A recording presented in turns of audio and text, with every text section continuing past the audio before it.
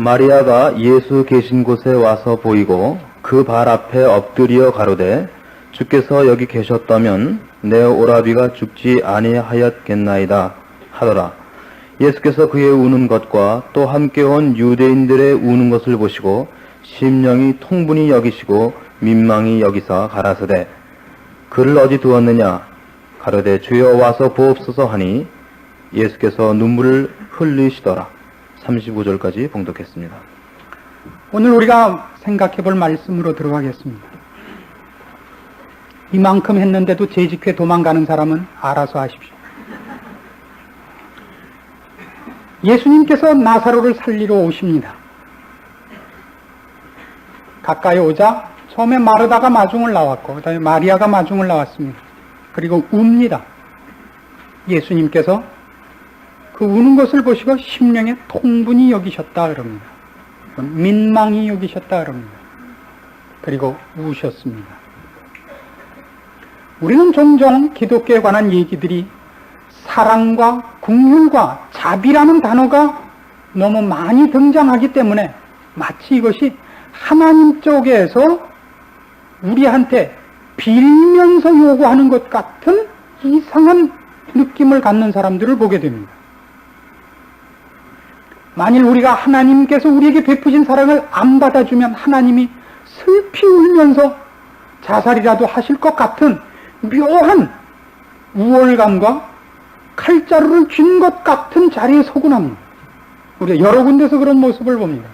복음을 전하러 가면 전하러 가는 우리가 오히려 왜소해 보이고, 아까도 말씀드린 같이 봉사를 하는 사람들이 오히려 미치고 지는 것 같고 양보하는 것 같고, 안 하고 있는 사람들이 복음을 듣고 은혜를 전달받아야 되는 사람들이 심판자이고 무슨 고객이고 내가 안 사주면 저 사람들은 먹고 살 게 없는 사람 같은 주객이 전도된 그런 분위기를 종종 느낍니다. 여러분은 어떻습니까? 기독교는 종종 그의 권위와 위엄과 엄청난 것에 비해서 대접을 뜻밖에도 받지 못하는 종교 중에 하나입니다. 사랑과 긍휼과 자비를 얘기하고 있기 때문인 모양입니다. 그러나 여기서 긍휼과 자비를 얘기하는 것은 그런 쪽에 설명될 문제가 아니라 우리를 향하여 찾아오신 하나님의 첫 번째 동기와 분발의 에너지의 원인을 설명하는 것입니다. 우리는 죄로 죽을 수밖에 없는 자들이었습니다. 그 비참함과 처참함에 대하여 하나님이 외면하시지 않으셨습니다. 우리가 구원 얻을 만한 대상이었기 때문이 아니라, 구원 얻을 만한 조건이 있어서가 아니라 그분 쪽에서 우리의 비참함에 대하여 어떤 안타까움과 사랑을 갖고 계셨기에 오시는 데까지 결과가 생겼느냐를 설명하기 위해서 눈물이라는 단어가 등장하고 있는 것입니다. 우리는 종종 하나님께서 무슨 우리가 사랑을 구걸하듯이, 이쪽에서 베푼 사랑의 반응을 구걸하듯이 그렇게 하나님이 우리를 찾아오신 것 같은 묘한 교만한 자리에서 내려서야 될 것입니다. 성경은 훨씬 이렇게 지적하고 있습니다. 하나님의 눈물과 통분히 여기신 것이 무엇을 본 반응인가를 나눌 것을 요구하고 있습니다. 이사야서 1장입니다. 구약성경 966페이지 이사야서 1장 2절 말씀부터 봅니다. 하늘이여 들으라, 땅이여 귀를 기울이라. 여호와께서 말씀하시기를 내가 자식을 양육하였거늘 그들이 나를 거역하였도다. 소는 그 임자를 알고 나귀는 주인의 구유를 알건만은 이스라엘은 알지 못하고 나의 백성은 깨닫지 못하는도다 하셨도다. 슬프다 범죄한 나라여, 허물진 백성이여, 행악의 종자여, 행위가 부패한 자식이로다.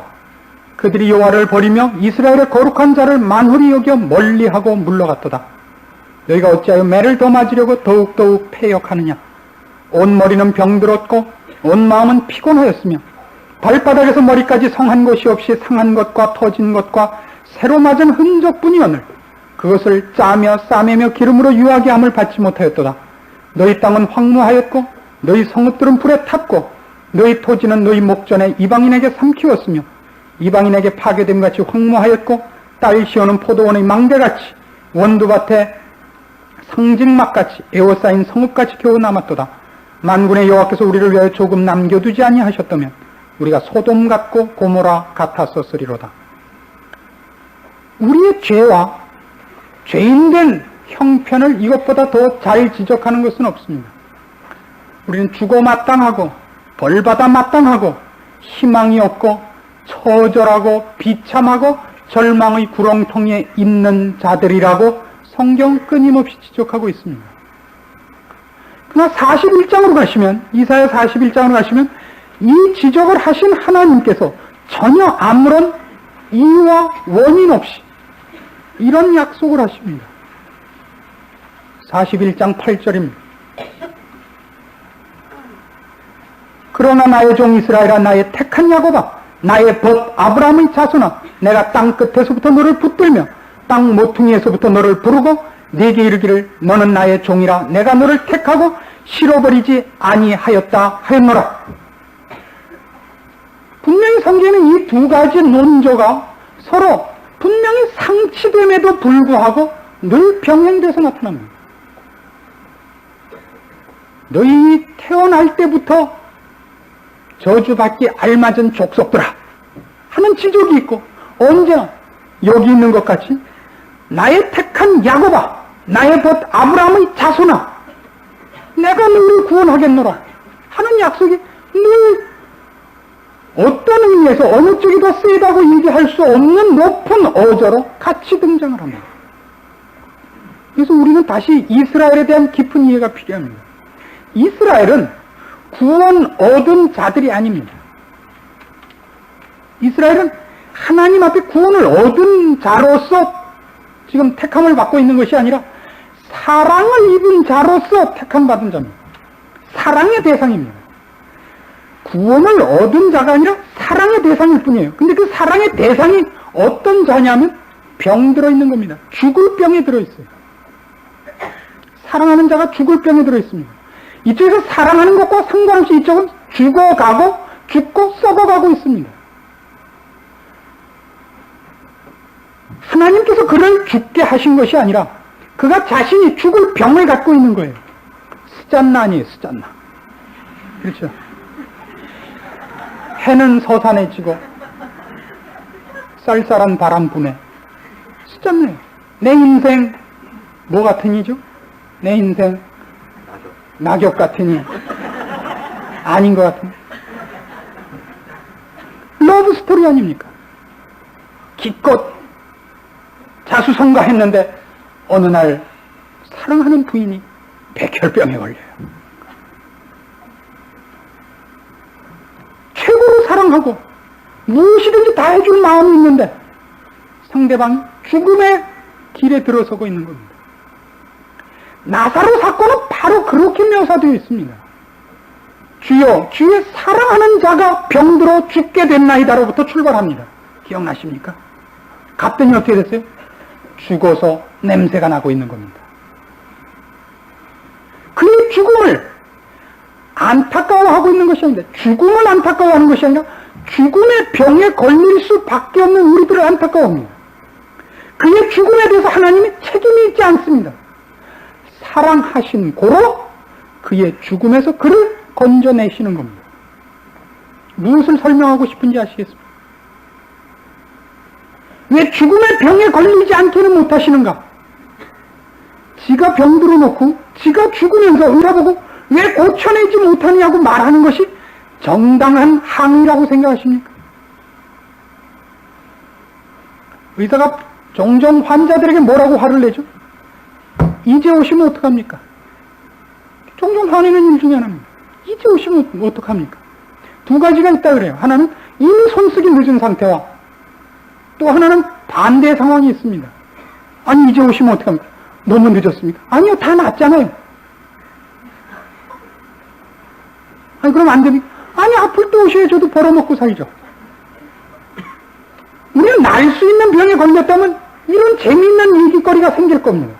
지금 우리는 죽을 병에 걸려 있는 겁니다. 재미있는 것은 그 한 걸음 더 나아가는 묘한 다툼이 있습니다.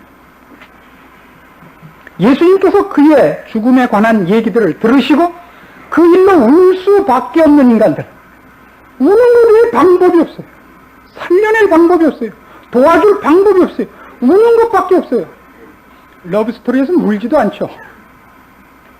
스케이트장에 가서 괜히 앉아있는 걸로 끝이 납니다만, 빌난 것도 다 기억하고 있죠. 목사하는 게 쉽지가 않아서 그래요. 다 외워야 돼요. 다. 불쌍히 여기서 그 처절함에 대하여 안타까워하십니다. 그것이 그분이 여기까지 오시게 됐고 우리를 죄에서 꺼내시게 된 유일한 이유입니다. 오셨습니다. 말을 요따구로 하는 거예요, 사람들이. 우리가 뭐라 그러나 보세요. 36절. 이 유대인들이 말하되 보라 그를 어떻게 사랑하였는가 하며 그 중에 어떤 이는 말하되 소경의 눈을 뜨게 한 이 사람이 그 사람은 죽지 않게 할 수 없었더니. 이건 귓삼 맞기 꼭 좋은 말입니다만은 사람은 꼭 이렇게 말을 합니다. 사람들이 제안하는 그 질문으로 꺼내는 많은 질문 중에 가장 많은 게 뭔지 아십니까? 하나님은 왜 선악과를 만들었을까? 이거하고 뭐가 달라요? 하나님 왜 예수 그리스도를 우리를 위하여 내주실 만큼 사랑하시고 홍해를 가르시고 만나를 주실 수 있다면서 선악과 하나 못 따먹게 안 하셨을까? 어떻습니까? 이게 같은 질문이라는 걸 동의하시지 않겠습니까? 그런 질문 한 적 없다고요? 우리는 이 질문을 사실은 늘 하고 있는 셈입니다. 어떻게 그걸 제가 증명하나 보십시오. 여러분의 생활이 신앙생활로 이어지고 있는가 보십시오. 그렇게 하는 사람은 거의 없습니다. 몇 없죠. 신앙생활을 안 하는 가장 큰 이유가 뭡니까? 동의하지 않기 때문입니다. 뭐 딴소리 할 거 하나도 없어요. 어느 학교 보내면 예비고사 성적이 높아진대더라. 그래서 뭐가 있죠? 부정 전출입이 있잖아요. 세상에 조템은 여러분이 안 해보신 게 있습니까? 조템은. 옛날에 이빨 몽땅 뽑고 틀니를 해봐갔더니 이쁘더라 그래갖고 이빨 몽땅 뽑는 게 유행이었던 때가 있었어요. 쌍꺼풀 수술도 머리 염색하는 것도 유행 따라서 안 해본 게 뭐 있습니까? 요새 고시도 안 하면 봐버리면요. 유행 따라 다 해보셨죠. 유행 따라 남포교에도 와보시고. 우리가 좋다는 일을 좋은 것이라는 것을 다음 날로 미루는 족속이 아닙니다. 절대 미루지 않아요. 그리고 하고 싶은 것을 사람은 죽기 전에 꼭 하는 법입니다. 그 앙심을 사람은 꼭 풀어야 죽는 사람입니다. 안 하고 죽으면 죽어서도 눈이 안 감기잖아요. 신앙생활은 왜 안 하죠? 이제 답은 하나밖에 없어요. 동의하시지 않기 때문에, 항복스럽지 않기 때문에. 그게 무슨 말인지 아십니까? 왜 하나님은 내 인생을 이렇게도 충분히 하실 수 있을 텐데 왜 이렇게 하셨느냐 이거예요. 딴 질문이 아닙니다. 왜 홍해를 가르시며 만나를 주실 수 있는 분이 오늘 왜 나한테 이런 일을 안 하시고 내 인생을 이렇게 하냐 말이에요.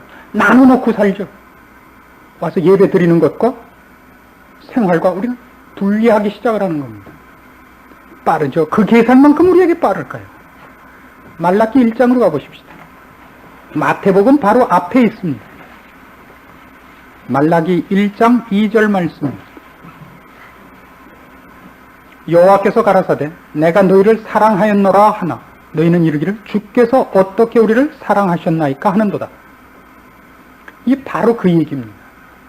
하나님께서 말씀하시기를 이스라엘 향하여 내가 너희를 사랑하였다. 그들이 이게 사랑이라는 겁니까? 이렇게 항의하고 있는 겁니다. 이스라엘의 역사를 조금 더 더듬어 보기로 하십시오. 이스라엘 민족같이 기적 속에서 살아온 민족은 없습니다. 홍해를 건너 나오고 만나를 먹으며 반석에서 나오는 샘을 먹으며 구름기둥과 불기둥의 인도를 받고 요단강을 또 건너 들어가서 가나안 땅을 얻은 족속입니다. 그러나 이 역사상, 이 인류 역사상 이스라엘 민족만큼 순환의 연속이었던 역사를 갖고 있는 민족은 다시 없습니다. 이스라엘 옆에 있었던 모든 나라가 흥하고 망했지만 이스라엘은 망한 적이 없습니다.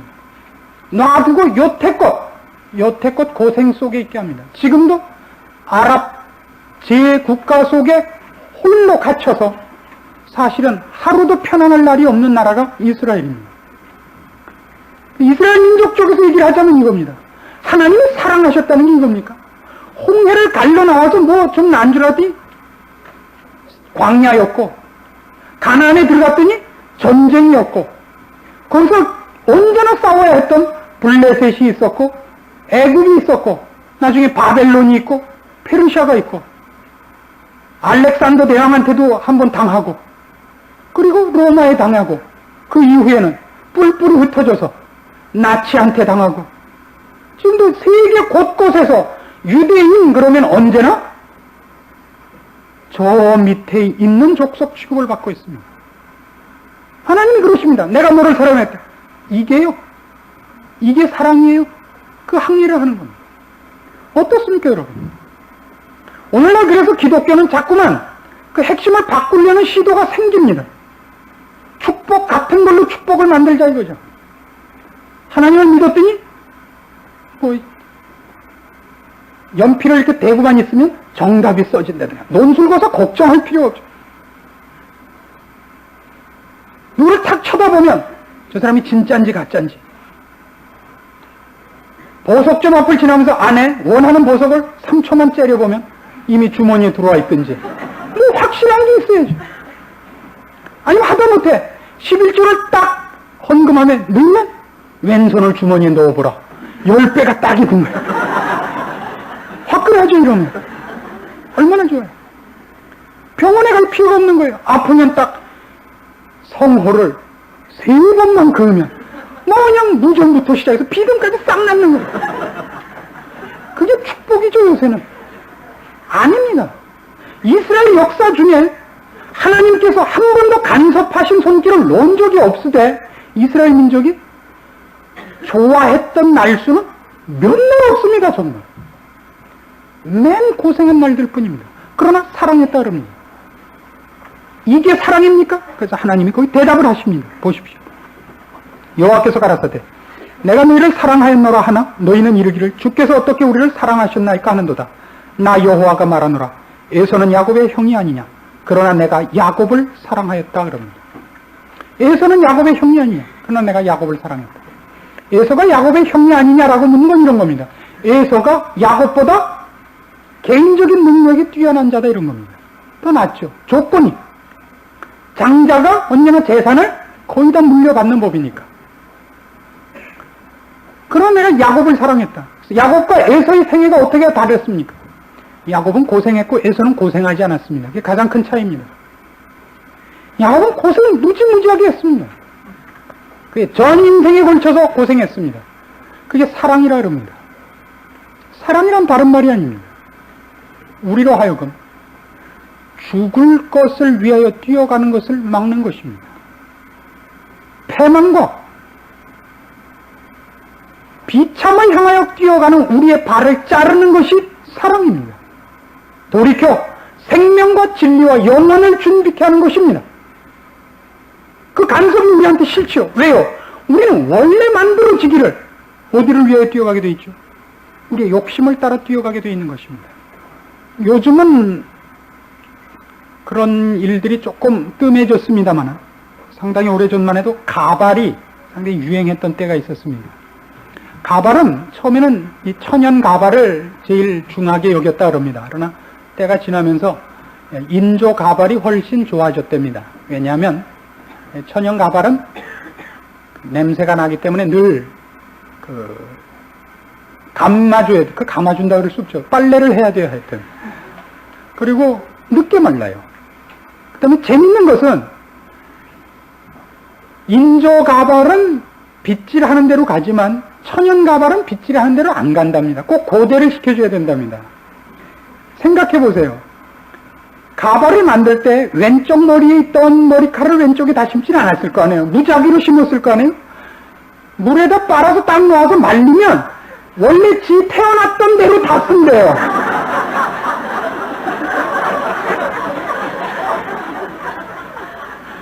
생각해보세요. 도대체 어떤 머리겠나 생각을 해보세요. 그것도 한 사람 머리로 다 만들진 않았을 거 아니에요. 그럼 고집이 다 다를 거 아니에요. 그렇죠? 중간에 라면도 있고 칼국수 머리도 있고 서로 얼마나 우습겠어요. 그러니까 시쳐만 놓으면 자기 고집대로 다 쓰는 거예요. 그냥. 그럼 망하는 거죠. 뭐. 꼭 그대로 해야 된대요. 귀찮다 그러면. 우린 말이죠. 내비두면 태압 가만 얻고 풀어놓으면 풀린 대로 가듯이 우리가 달려가는데 예외 없이 죽음의 자리입니다. 예외 없이.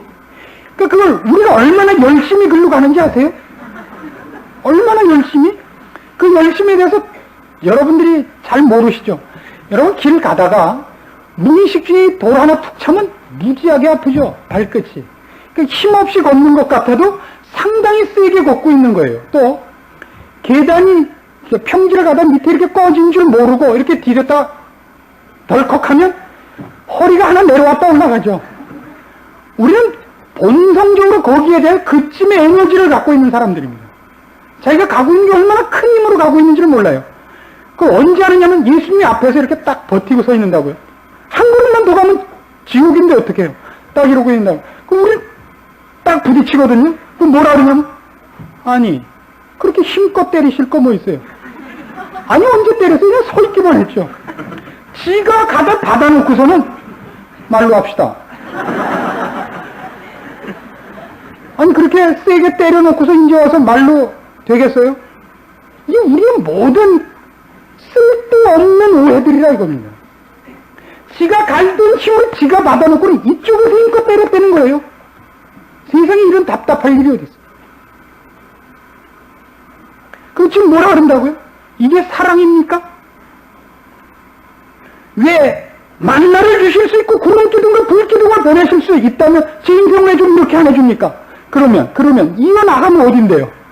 징립 뜻한 자리인데 그 어떻게 놔둬요 그걸? 우리 애들이 종종 이렇게 묻죠. 공부해라 그러면 공부해야 훌륭한 사람이 된다. 아버지 꼭 공부를 잘해야만 훌륭한 사람이 돼? 그럼 옆집 아저씨는 박살이는데 왜 집에서 놀아? 그럼 뭐라 그러죠? 넌 몰라도 돼.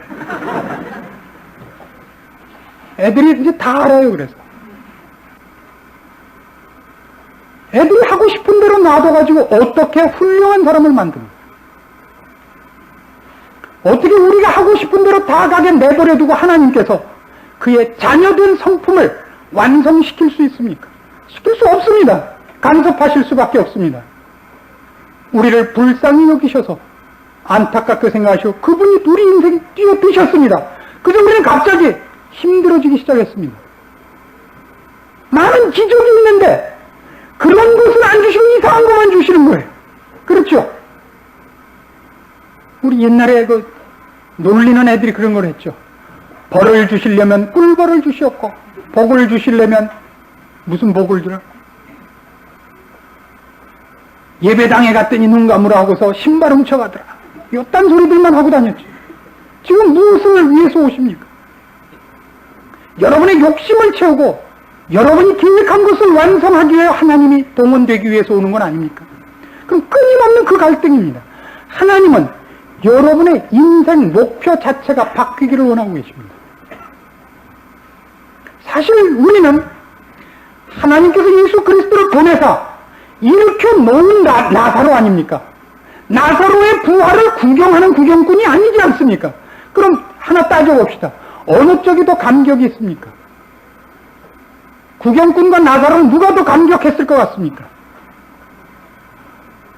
누가 감격했겠어요? 구경꾼이 훨씬 감격스럽습니다. 왜요? 나사로는 깨갖고 뭐라 그랬을 거예요? 지금 일어나자마자 왜들 오셨어요?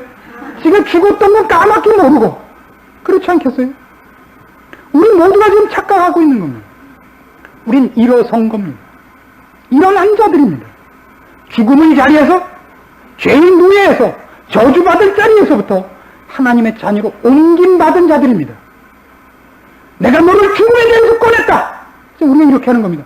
저를 죽음의 자리에서 꺼내실 수 있는 분이 째째하게 10만 원 하나 달랬는데도 안 주시깁니까? 우리는 늘 이 싸움만 하고 있는 거예요. 하나님 뭐 제가 뭐 큰 걸 달랩니까? 이번 아파트만 하나 당첨시켜 주시면 제가 남은 걸로 교회 헌금하게 되는데 그럼 늘 좋은 거 아닙니까? 끊임없는 요구사항입니다. 아니, 저를 위해서 예수님까지 보내셨다면서요. 아니, 이거야 뭐.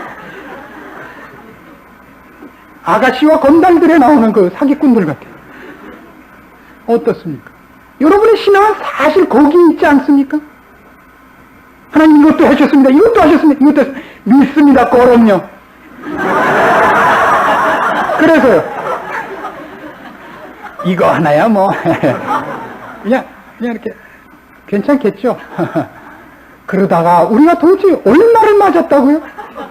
발바닥부터 정수리까지 매받은 상처뿐이거늘 아직도 돌이키지 않느냐.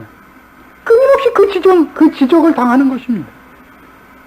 예수를 믿는다는 것은 상당한 특권입니다. 그러나 동시에 상당한 고통일지도 모릅니다. 여러분들이 여러분의 욕심과 욕망에서 돌이키지 못하고 진리와 생명과 영혼을 준비하는 쪽으로 여러분의 참다운 보람과 의미 있는 대로 인생을 바꾸지 않으면 그것같이 어긋나는 일도 없습니다. 하는 일마다 안 되죠. 판판이 안 됩니다. 그건 뭐 불을 보듯이 뻔합니다. 제가 눈은 작아도 볼 건 다 봐요. 약속을 하셔도 좋습니다. 돌이키십시오. 물론 여러분 이런 생각이 최후로 드실 수 있습니다. 그것이 별로 탐탁하지 않다 이거죠. 예수를 믿고 사는 게 기껏 아무리 잘 믿어봤자 기껏 교회 나와서 큰 소리나 치고 예배 때 그저 기도나 하는 것 그게 그저 답니까? 아니요. 여러분 우리가 여태껏 본 기독교의 영광들은 어쩌면 가장 사소한 것들이었는지 모릅니다. 하나님의 약속들과 그 풍성함을 우리가 이제부터 누려야 됩니다. 그것은 놀라운 일이라고 성경은 약속하고 있습니다. 오늘 본문에는 바로 이 얘기를 이렇게 유도해서 이런 결론으로 끌고 가고 있는 겁니다. 39절 봅시다. 예수께서 가라사대 돌을 옮겨 놓으라 하시니 그 죽은 자의 누이 마르다가 가로되 주여 죽은 지가 나흘이 되었음에 벌써 냄새가 나나이다. 예수께서 가라사대 내 말이 네가 믿으면 하나님의 영광을 보리라 하지 아니하였느냐. 그리고 어떻게 됐죠? 43절에 있는 것 같이 이 말씀을 하시고 큰 소리로 나사로야 나오라 부르시니 죽은 자가 수족을 배로 동인 채로 나오더라 이겁니다. 이것보다 더 큰 기적이 있습니까? 죽은 자를 일으킬 수 있다면 그 다음 문제는 그 물어보나 마나죠. 그렇지 않습니까? 이후에 무엇을 실험하겠습니까? 그의 능력과 그의 권위를 죽은 자를 일으키십니다. 그래서 여기다 이런 말을 덧붙이셨습니다. 내가 믿으면 하나님의 영광을 본다. 결국 우리의 싸움은 이겁니다. 여러분이 생각한 여러분의 영광과 하나님이 우리에게 약속한 하나님의 영광과 둘 중에 하나를 선택하는 인생이 되실 것입니다.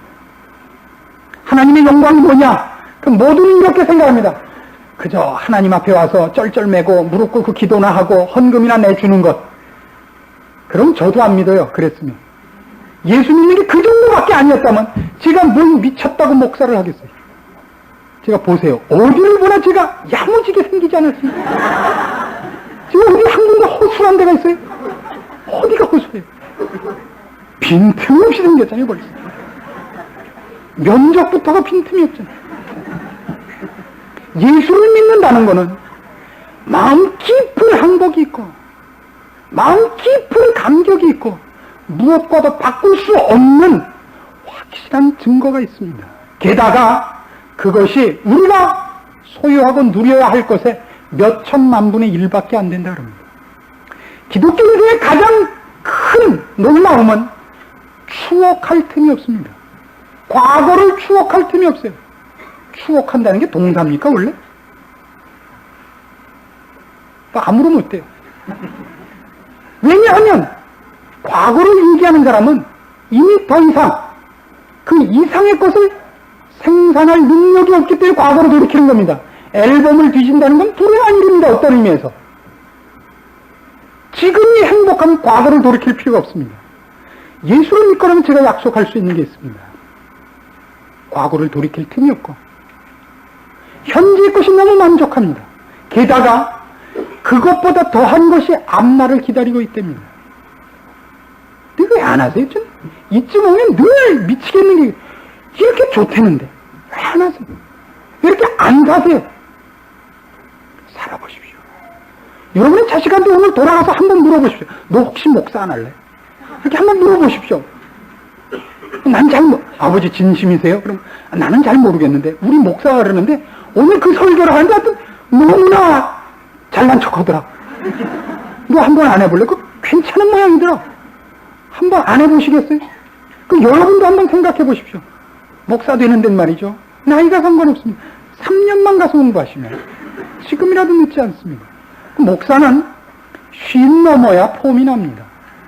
제가 뭐 물론 영적 나이가 그렇게 됐으니까 하지만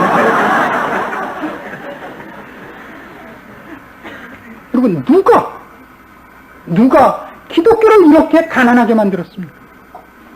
누가 하나님의 약속과 영광도 이렇게 가리우고 있습니까? 다른 사람이 아닙니다. 우리의 생각입니다. 여러분이 갖고 있는 생각들의 나약함과 가난함이 상상을 아무리 해도 하나님의 영광까지 생각이 미치지 않으니까 기껏 생각해 놓은 게 뭐 그런 거겠지. 팥죽 써먹는 정도겠지. 이렇게 해놓고서 쓱 외면하고 계시는 것이 아닐까 싶습니다.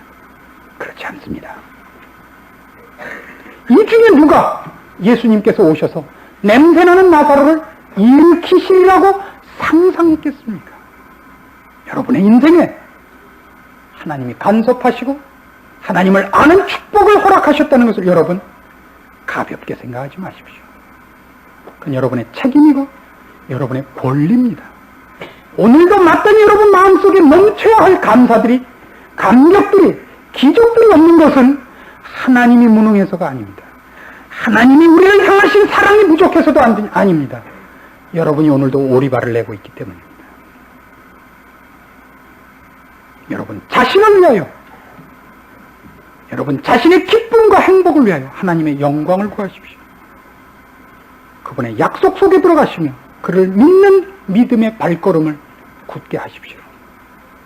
그리하여 여러분과 여러분 생애를 통하여 나타내시고 싶으신 하나님의 영광을 한번 선포해 보십시오.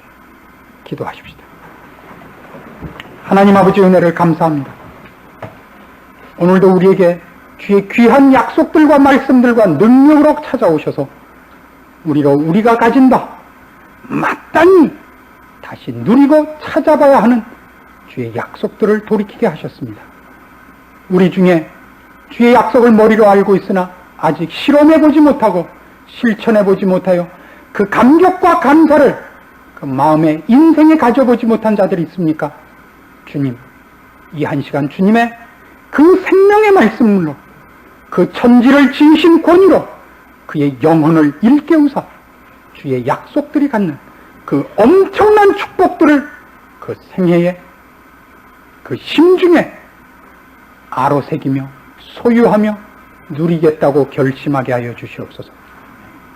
우리가 모두 주의 크신 은혜와 기적 속에 이 자리에 있게 되었습니다.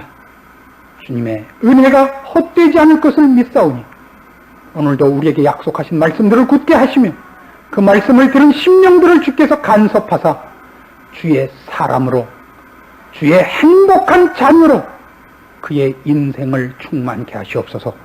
예수님의 이름으로 기도합니다. 아멘.